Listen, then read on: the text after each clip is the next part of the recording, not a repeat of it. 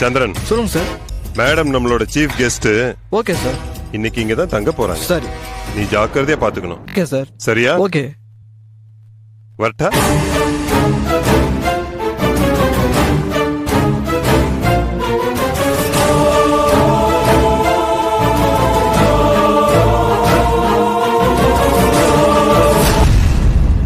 சொர்க்கத்தின் முகவரி இதுதான்.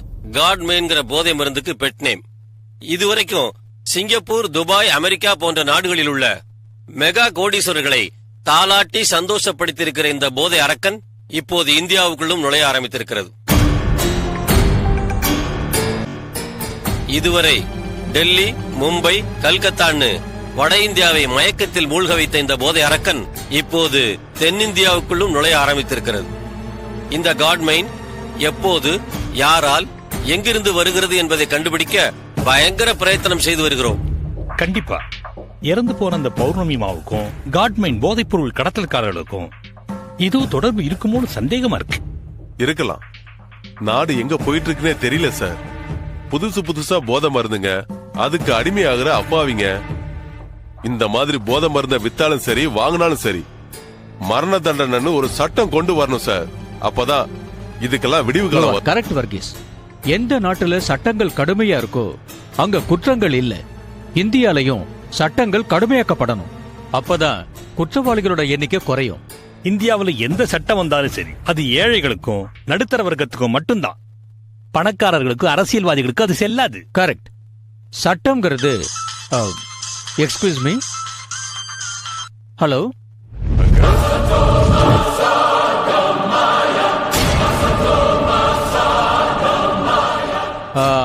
கமலம், நான் ஒரு அர்ஜென்ட் மீட்டிங்ல இருக்கேன். ஒரு 10 நிமிஷம் கழிச்சு கூப்பிடலாமே? அங்கிள் அங்கிள், புரியுது புரியுது. உங்க மீட்டிங்க முடிச்சிட்டு நம்ம இடத்துக்கு வந்துருங்க. ரூம்ல பெண்மானும் டைனிங் டேபிள்ல காட்டுமானும் காத்துக்கிட்டு இருக்கு. ஓகே, மறுபடியும் உனக்கு கால் பண்றேன். தேங்க்யூ. மும்பை, கல்கத்தான்னு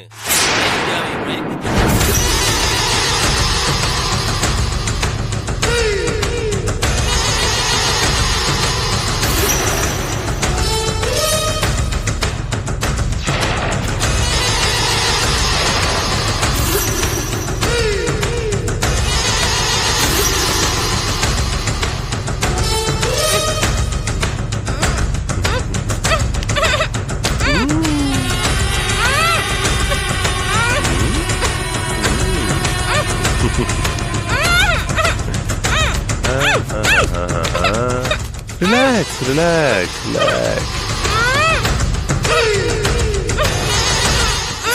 ஹலோ, என்ன சாரு, என்னாச்சு? சிவா கிட்ட இருந்து ஒரு ரெஸ்பான்ஸ் கூட வரல. நான் வெயிட் பண்ணிட்டு தான் இருக்கேன். எனக்கு இன்னும் ஒரே ஒரு நாள் டைம் கொடுங்க ப்ளீஸ். நல்லா கதை பேச கத்துக்கிட்ட சாரு. மரியாதையா சொல்றேன், இந்த டிராமா போடுற வேலையெல்லாம் விட்டுட்டு ஒரிஜினலை கொண்டு வந்து கொடுக்கிற வழியை பாரு. ப்ளீஸ் ப்ளீஸ், நான் சொல்றத கொஞ்சம் நம்புங்க. எனக்கு இன்னும் ஒரே ஒரு நாள் டைம் கொடுங்க. நான் எப்படியாவது சிவாவை கன்வின்ஸ் பண்ணி அந்த ஒரிஜினல் வீடியோ உங்க கையில நான் கொடுத்துறேன். இன்னொரு தடவை இந்த எக்ஸ்கியூஸ் எல்லாம் கேக்குற வேலையை விட்டுடு. எனக்கு ஒரிஜினல் வேணும். ப்ளீஸ் ப்ளீஸ், நான் சொல்றத கொஞ்சம் நம்புங்க. Hello hello hello.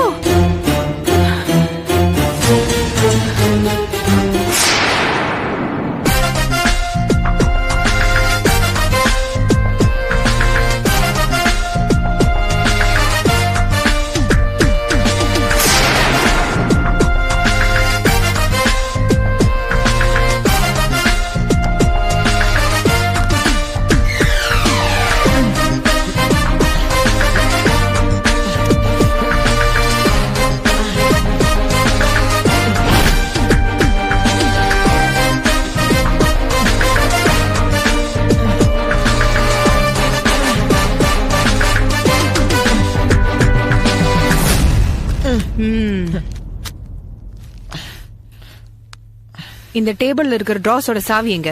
எனக்கு தெரியாது மேடம். மரியாதையா சொல்லு. சொல்லிடுறேன் மேடம்.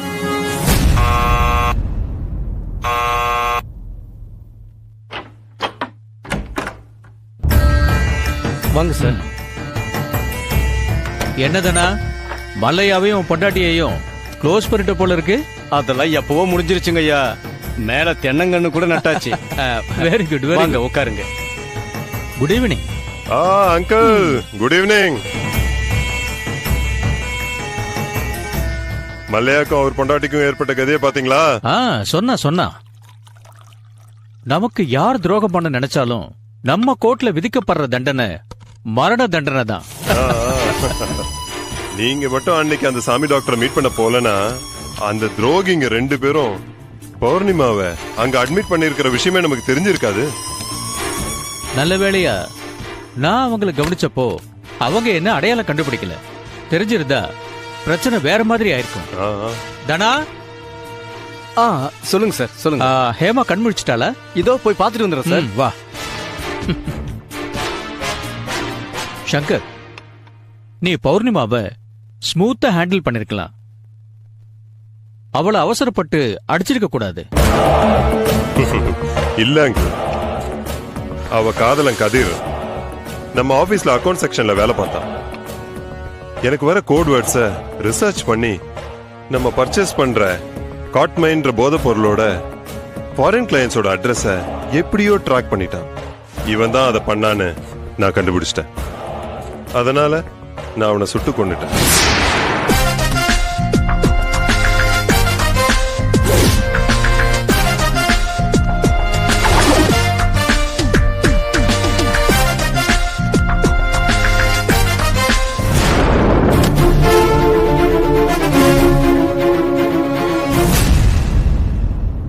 நம்ம கிட்ட வேலை செஞ்சிட்டு இருந்த கிழத்துக்கிட்ட பாடியை டிஸ்போஸ் பண்ண சொன்னேன்.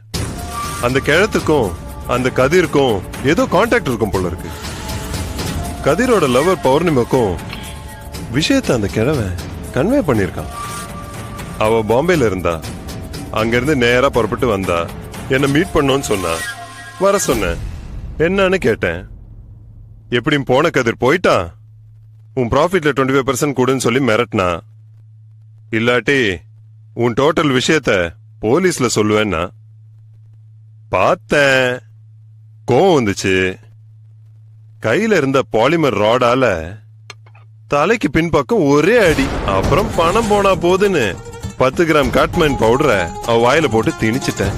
யாருக்கும் தெரியாம பாடியை எரிச்சு டிஸ்போஸ் பண்ணிட்டு வாடான்னு அந்த மல்லையா கிட்ட சொல்லி அனுப்புனா, அவனுங்க போய் ஹாஸ்பிட்டலுக்கு ட்ரீட்மெண்ட்டுக்கு தூக்கிட்டு போயிருக்கானுங்க.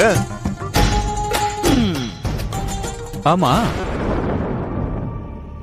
அவங்க ஏன் இந்த பொண்ணு ட்ரீட்மெண்ட்டுக்கு கூட்டிட்டு போனாங்க? ஒருவேளை அவ உயிர் பழைச்சா காட்மைன் பத்தின டீடைல்ஸ கதிர் அவளுக்கு சொல்லியிருக்கலாம். அவ உதவியால ஆந்திரால போதை மருந்து பொருளை வித்து சரியான பிசினஸ் பண்ணி பெரிய ஆளா இல்லன்னு அவளை தூக்கிட்டு போயிருக்கான். சாகிறதுக்கு முன்னாடி நம்ம தனா கிட்ட வாக்குமூலம் கொடுத்திருக்கான்.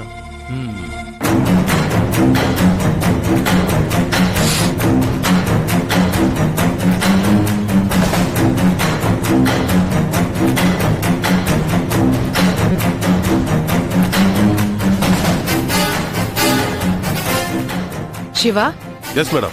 அந்த கோட்மைன் பவுடர் லேப்ல டெஸ்ட் பண்ணப்ப ஒரு மாதிரி கோல்டன் பிரவுன் கலர்ல இருந்துச்சுன்னு சொன்னீங்கல்ல? இல்ல மேடம், அது வேற மாதிரியான காங்க பிரதேச போதை மருந்து. காட்மைண்ட் ஒயிட்டா தான் இருக்குன்னு பேசிக்கிறாங்க. ஓஹோ, இங்கேயும் அதே மாதிரி ஒரு பவுடர் பேக்கெட் கிடைச்சிருக்கு. ஆனா அதோட ஸ்மெல் ஒரு மாதிரி சல்ஃபர் மாதிரி இருக்கு. எஸ் மேடம், இதோட ஸ்மெல்லும் அப்படித்தான் இருக்குன்னு பேசிக்கிட்டாங்க. அப்போ கிளம்பி வந்துட்டுமா மேடம்? ஓகே, யா வந்துருங்க. வரும்போது நம்ம ஹால் டிக்கெட்டோட வாங்க. Yes madam.